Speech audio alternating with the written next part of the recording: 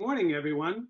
I'm very excited to bring you a segment today featuring Daniel Riley from Castle High School in Southern Indiana and Rick Subel from our steering committee. Daniel's going to share with us how he deals with teaching in a COVID environment, and his situation is a little different because he has some in-person students and some virtual students. We hope you enjoy this. Rick?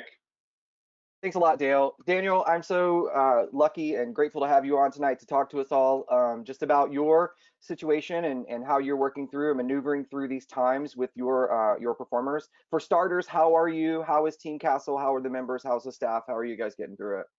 Well, hello, hi, thank you. I'm doing well. I can't believe it's been 5 months already or so. Um, the Castle Color Guard's doing fantastic. The band's doing fantastic. So the last 6 weeks we've been in person, so it's all been going really, really well.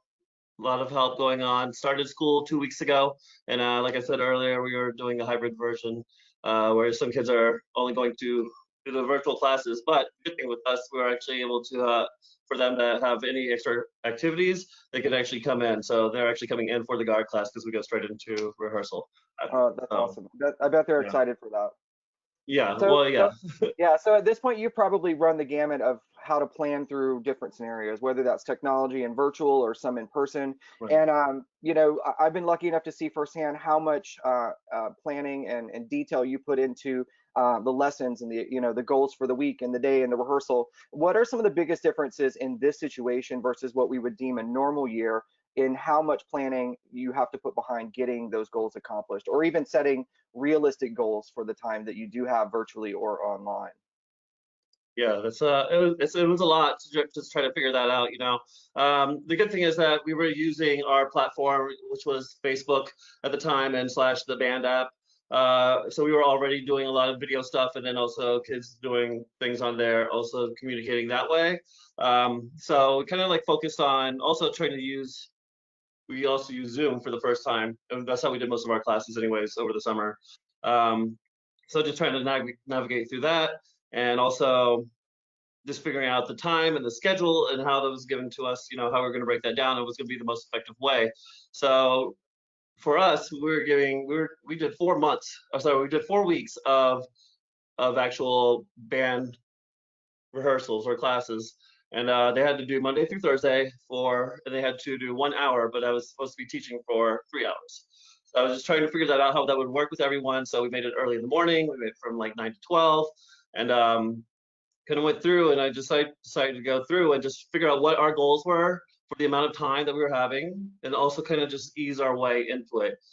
So try to figure that out, and that was a lot of planning and try to figure out what we wanted to do within that time. So what we ended up doing was we ended up just taking we knew that we always do dance class. We'd always do some technique, right? And then then we also do some weapon stuff. So what we did was we started off with beginners or new, uh, and then there would be a class on themselves on Monday, and then the older kids would come in later. They would do the next hour, and then later on we would do like it would be everyone on flag, So we had kind of made the schedule that every day they were able to do 1 hour, But then most of them that ended up wanting to do weapon, they were more than welcome to come to the other classes, and then we would split that up into beginner rifle, and then also vets that were coming back on the weapon line and stuff like that. So we would break it down that way, weapon wise, also flag wise, And that's all through the virtual platform. all through the virtual platform. Wow. I mean, obviously, at this time of year, you're bringing in lots of beginners. How did they handle, not having any, bearings about them, but also being Right. shuffled into the system? Like, how did that go for them? Well, it's actually before we had to wait for our school board to allow us to be able to do anything. So I did ask, like, as soon as we knew that the band director was talking to the school board and what our plans were, we were able to use the band app, and we started that process a little bit earlier, just to get people to be warmed up to it, and just know that they're gonna have to start checking in online. So we got a little bit of a trial run of how that was going to go. So we did a dance class once a week. We also gave them a flag assignment or an equipment assignment on rifle, saber, and flag, and then they had to obviously record themselves doing it, work on it, and send it to us. Then we went through and reviewed everything. When you have the live teaching sessions, do you record that and catalog that so that they could? Oh yes, yeah, absolutely. Yeah. Well, because also it's just the schedules, we got pretty much the okay to move forward with the virtual, to do the virtual thing. And basically what we did was, there was a lot of kids that were still working that would end up picking up jobs, and there were also people that were, um, going on vacation, family vacations and stuff. So we didn't let them know that that was okay, but they did have to go through because it was actual a class requirement. So they all have to be in the guard class and in the band class to be in band. So they knew that they were going to get a grade as well. So we were able to do that, but we did allow them to do the previous plans they were doing, and then some of them just had to adjust their work schedules stuff. Yeah. So How with so much of this being personality and chemistry with the people being together in the space and working yeah, through challenges together, and yeah, it's we always associate that level of digging in the space together as one of the major components of building team. How have you had to navigate levels of engagement to keep them excited when they're not kikiing over here and making those friend bonds? Have like what kind of social things do you have to also add on right. top of that? Yeah, so beforehand, we kind of just set up I would just touch base with them, just had like kind of a welcome. Anyone was able to come and join, even say hi for a little bit. So we're just kind of like just communicating with each other and, have time to laugh and just catch up with what everyone was doing.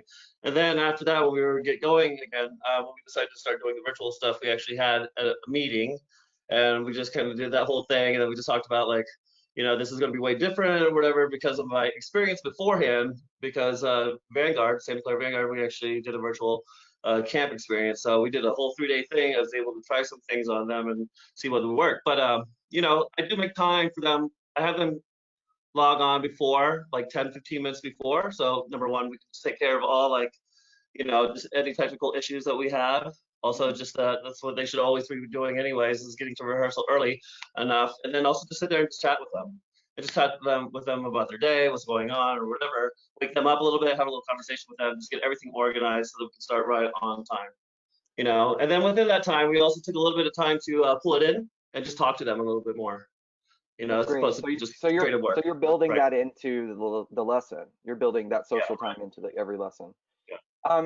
With like I mentioned digging in before, with especially with one-on-one instruction, when you're having to cycle through the video, like the live video feed, like how when you get to that dig in level of real instruction, like that would be one-on-one, are you doing that strictly off of the singular videos that they're sending in for feedback, or are you able to find that level even in the Zoom chat or the Zoom classes? Yeah. Yeah, I think it helped us in both ways, actually. I think that we were able to do that with their skill set and their level that they were at to kind of do that. And also not just keep spinning, working, working, working. Obviously, there's that whole challenge of getting their video camera and then the space of them and trying to see what's going on, So there's a lot more talking and having conversations with them a little bit more, So that way we were able to go, all right. So then a newer person, we were able to put them on speaker view, and then we would talk through them like, do you see this, whatever, and use them as examples for things that would probably usually happen for beginners or whatever the mistakes would be, and here's our ways to fix it.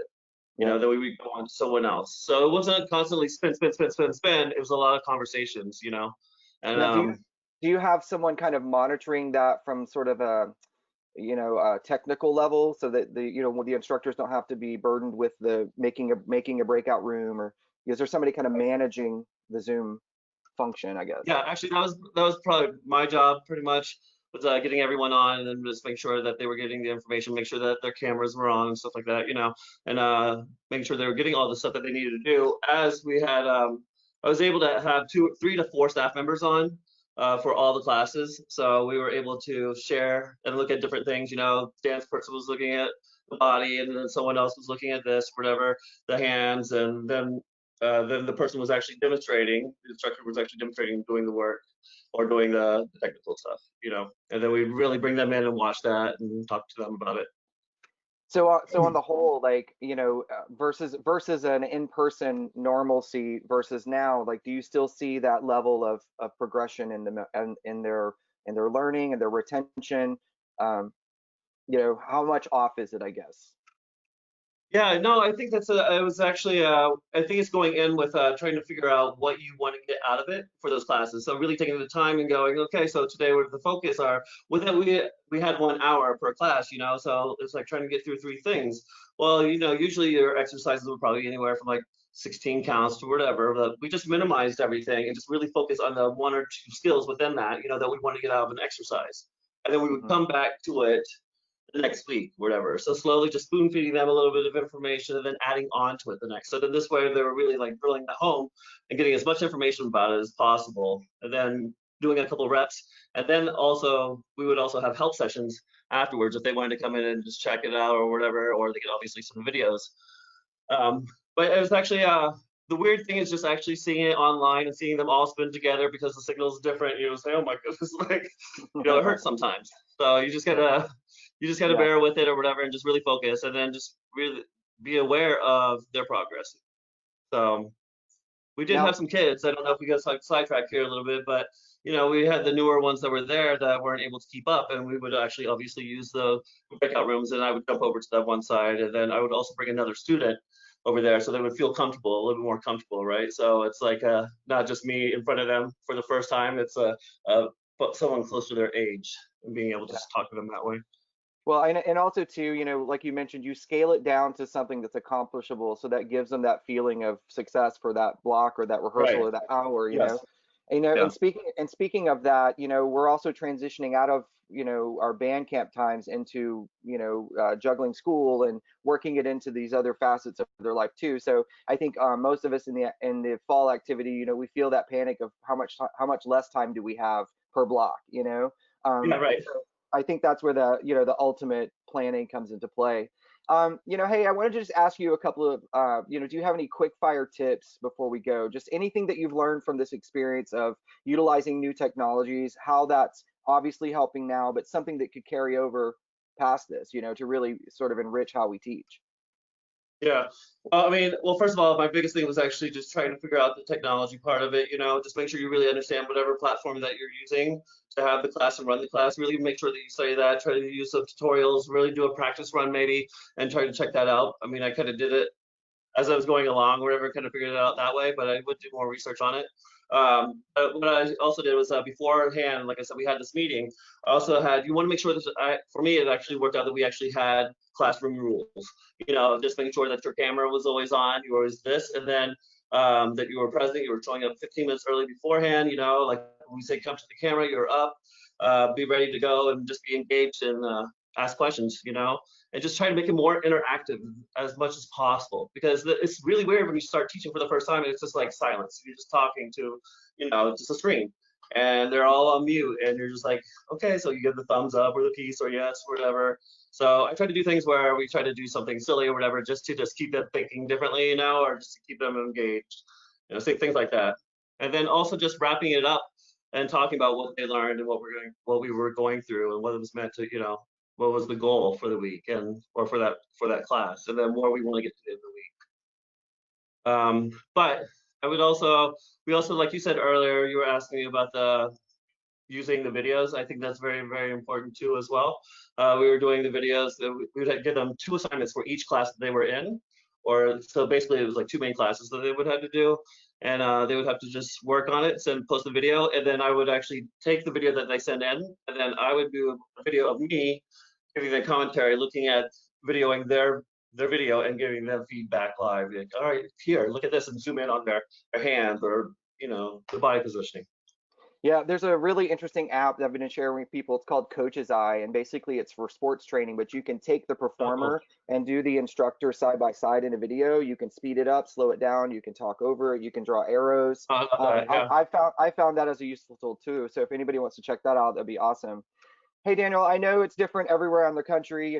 Some people are competing, some people are exhibitioning, some Right. people are doing a short show or a long show. So whatever you guys are cooking up, I wish you the best of luck with it, and I hope that the season goes Thank great you. and we train those students up and continue keeping them excited about the activity. And we'll support you as well as everybody else with whatever products we put out Yeah. this year and keeping it going.